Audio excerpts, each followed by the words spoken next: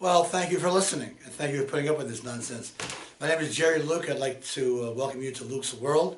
Normally we come to you from our radio station, WHCR-FM in New York, 90.3, The Voice of Harlem, every Friday between the hours of 2 and 3:30.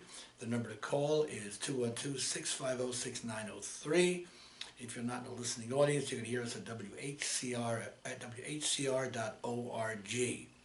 But today we come to you through the auspices of LSMFT Productions, Leo Farley, our director, and as per usual, we come to you from the Mark Symczak studio here in New York City. So I need a teleprompter is really what I need. I can get all this done and I don't have to memorize this stuff. Anyway, so it's been an interesting sports week here in New York. It's also been an interesting week for hand-wringing in terms of what went on in Oregon. And it's an interesting week for cats. I know we're going to figure out how to do all those three things, and we'll see how we do them. The Mets have clinched the wild card. No, the Mets have clinched, well, I'd like to say the pennant, but in the old days, when you won, for those of you who are millennials, and I haven't been watching this, if you won and you got to play the World Series, then you've beat every team in your league, and it's known as it's clinching the pennant. Now you've clinched a playoff spot, and on top of that, there are wild card spots, and on top of that, there's a second wild card spot, which I kind of like. Because if you're a baseball fan, you kind of like all that stuff. So I think Houston is playing the Yankees, and whoever wins that gets to play, I don't know who, Kansas City. And then Kansas City plays the winner of, wait, it'll get to me. I should have my note. Not Houston. Well, two other teams, whatever. That's a big kind of sports maven that I am. Anyway, so that's going on. My theory about the Mets and the Yankees is don't hold your breath. In terms of the Mets, they just lost 5 games in a row. They won the last game of the season in style, which I kind of like. And I like the way they won it. They had every pitcher that was going to pitch in the next 2 weeks pitching, and everybody got everybody out. So that's a good sign. Bad sign is nobody can hit. So, and also the Mets are really streaky. So if the Mets had like maybe 15, 20 games to get and win the World Series, they could do it. But if they got 5 here and 7 there, it ain't going to happen. So my heart's with them. I hope they win as many as possible. And fortunately or unfortunately, I will be their fan next year. Okay, so much for that. And good luck to the Yankees too. Again, they didn't pull it off in style either. Tanaka's pitching for 1 game wild card, which I don't like. I'm not a Yankee fan, but any team that makes a second wild card should have the same shot as the first team because you played all year long. And why would you let 1 game to decide who's going forward for 2 teams that are very good and got here and have to fight to go further by 1 game? It doesn't make any sense if you've played a whole season. So as far as I'm concerned, that second wild card game should go at least 2 out of 3. Something, give them something. All right, we're going to be talking about this next week anyway. I don't want to belabor the point. And if you really want me to belabor the point, you can call me on Friday between 2 and 3:30, and we can discuss this even further. 212-650-6903. My next thing is cats. Cats. Wherever you go on the net, there's cats, there's dogs. They're saving the dogs, saving the cats. Cute cats, cats in shoes, cats in bowls, big cats, furry cats, cats that look angry, cats that look happy. It's all kinds of cats. Are we out of our minds?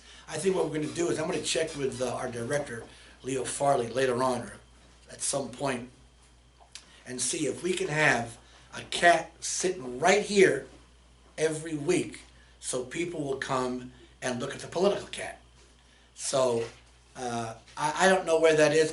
I'm guilty of it too because, oh no, and dogs, saving dogs. It's like there's no spot for saving human beings.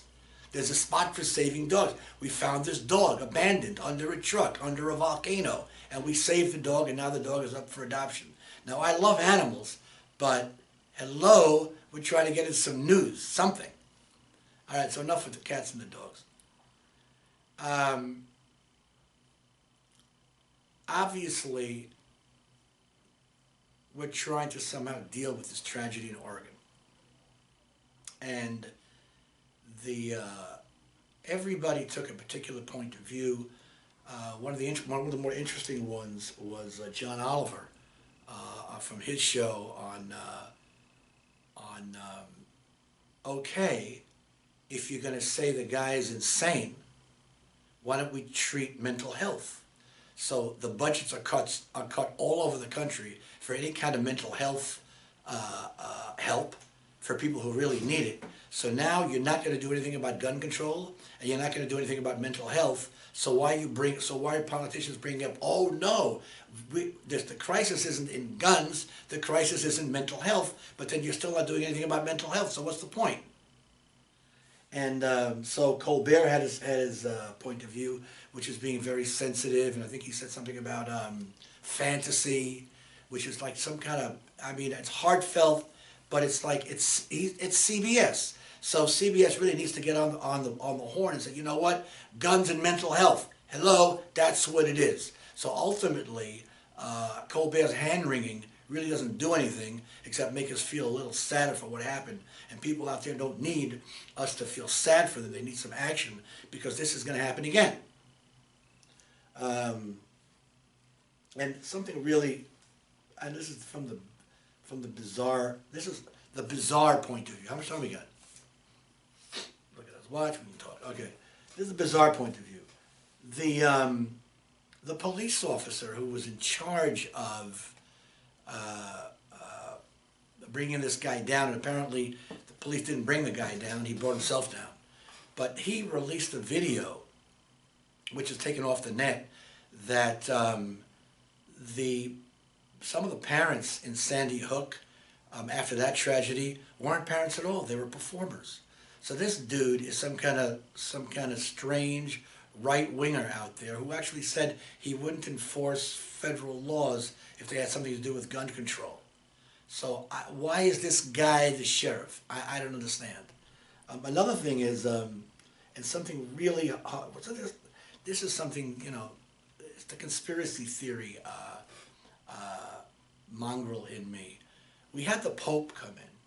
Okay, so the Pope comes in, he addresses Congress, he says some wonderful things about how we're greedy and how we should be caring for each other, and it left a really, really good feeling, I think, for the country. It was something really to build on. Now, of course, he came down on gay rights, and he just fired somebody who came out of the closet, and you know, a woman's right to choose is on another planet as far as this guy is concerned. But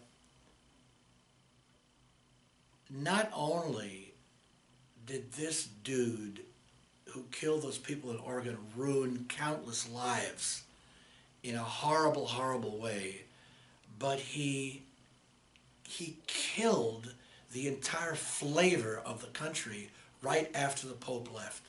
And I find that really very interesting, that here we had a guy come in, and and he asked people if they were Christians, and I could never, for the life of me, figure that one out. Why would you ask somebody if you were a Christian? Well, somebody pointed out to me that this guy he sees himself as a right-winger. So maybe on some strange level, he wanted to even the playing field after the Pope left. Now, granted, this is completely off the charts, but you have to admit that what he did in Oregon completely wiped the slate clean of anything the Pope could have done in this country. So we're out of time, and we're not out of time. But I really wanted to end with that.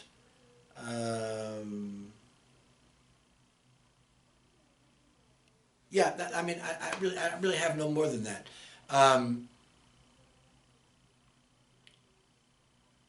there's so many things that we could do that won't harm gun owners.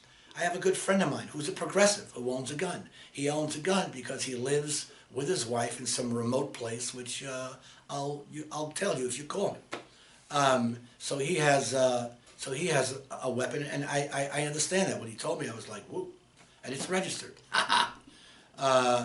So there are legitimate reasons to have weapons, and they cross all political boundaries. You know, you could be a left-winger, right-winger, conservative, doesn't matter. But we need to do something to keep people with mental health problems away from weapons. Period. If we don't, this is going to continue on and on. And somebody's got to grow a pair of onions out there in Congress and state legislatures to start passing some laws where that happens. Or you're going to read, or this is exactly what the president said in response to the bombing, in response to the slaughter, is that it happens again and again and again, and it's becoming part of the fabric of our society. It's just like we go to the corner, you know, and go to this, you know, to go to the ice cream truck and get an ice cream. So I don't put much faith in it, although I'd like to see that done, but because too many merchants are making a lot of money, and everything in this country is a profit center. And unless we're able to take away this idea that every business needs to be allowed to be a profit center, then we're in trouble, because we have to determine what is harmful to our society and what works. And those things on the edge have to be regulated. Alcohol is regulated. Okay? Driver's licenses are regulated. They're traffic signals. You can't just go willy-nilly. So somewhere along the line, we're going to have real regulations so that people who are law-abiding citizens can get their hands around whatever they want, and the people who are like on the edge don't have that luxury. Speaking of luxury, we'll see on the radio, and I'm getting a note to play us out of here. All right, I'm going to play out of here. We'll see you on the radio.